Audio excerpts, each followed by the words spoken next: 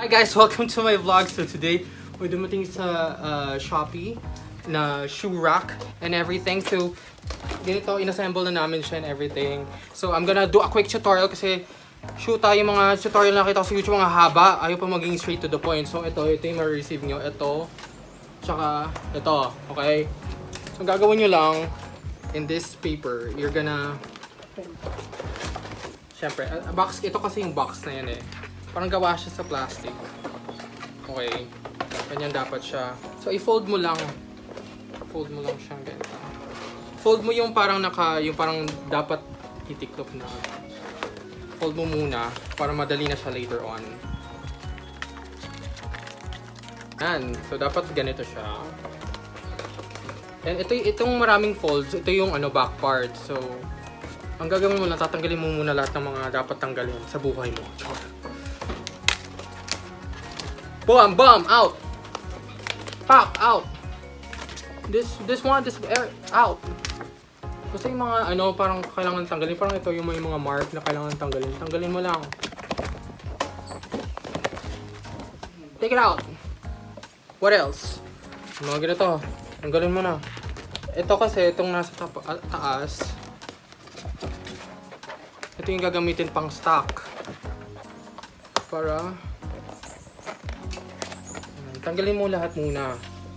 Okay? At ito. Lahat. Okay, so you have this. So, ang gagawin mo ito, unahan mo yung back part. So, ang gagawin mo dyan, i-fold mo yung i-fold mo yung dalawang muna. Ito munang dalawa. Fold mo. Fold. And this is the next part. Fold it through. Parang origami. So fold, fold, and then this one. Fold, fold. Ayan, naka-fold na. So again, this one, fold first, then this one, and this one. So, papansin mo may mga flap to. So, ito yung gagamitin pang lock doon. So, ito muna gagamitin mo first. So, ito push mo lang dun sa butas. Pasukin mo lahat ng butas. Ganun. Ew. And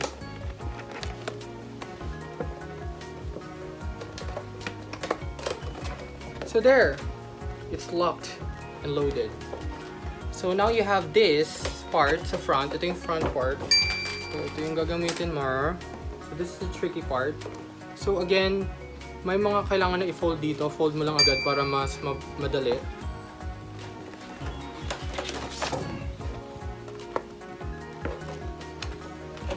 See, it's already folded na.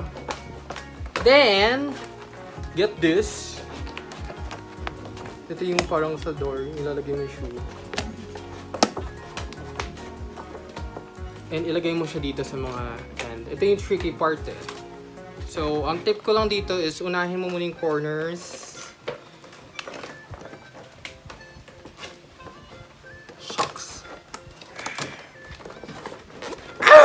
Char. So, you need to hear the clicking sound.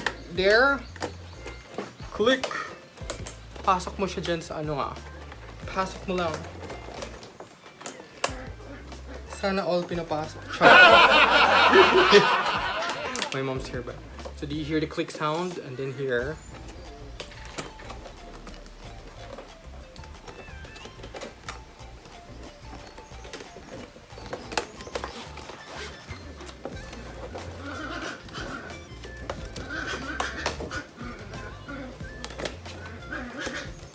There.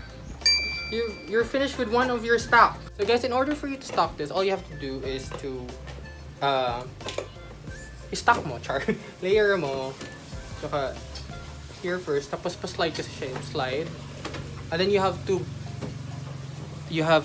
guide it pa.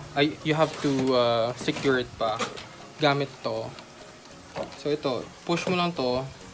Tapos fold mo dito sa baba. Tapos fold mo na parang pin, socket, kasi itong butas na to, doon mo ilalagay yun. Lock mo lang, ganun. Locked. Same thing you have to do at the side. Tsaka, yung sa baba naman, kailangan mo din i-secure pataas.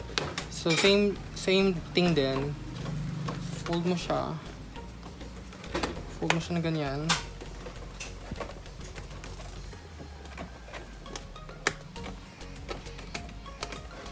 Tapos fold mo siyang ganyan, tapos may butas sa taas.